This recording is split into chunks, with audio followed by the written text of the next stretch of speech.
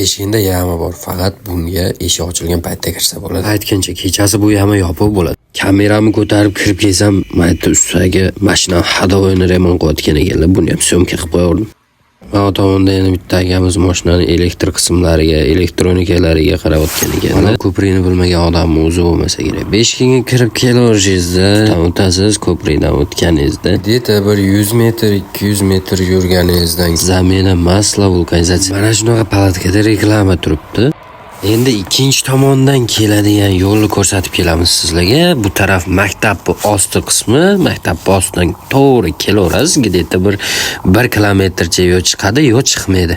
Shu yerdan kelasiz, mana vulkanizatsiya, zamina, masla. Endi baqa kelganingizda balonlar bor, xohlaganingizdan topsangiz bo'ladi. Maslalar bor, motor yog'lari deydi. Mana shunda hamma turidan bor. Diskalar bor mana akalar. Zakaz qilsangizlar, zakazga ham olib kelib berishadi o'zlari. Amortizator qismlari, do'ychasiga ketadigan zapchastlarni hammasini topsangiz ham bo'ladi. Bu hali Ikea qo'yiladigan kalpaklardan. Sizlar ham bor akalar.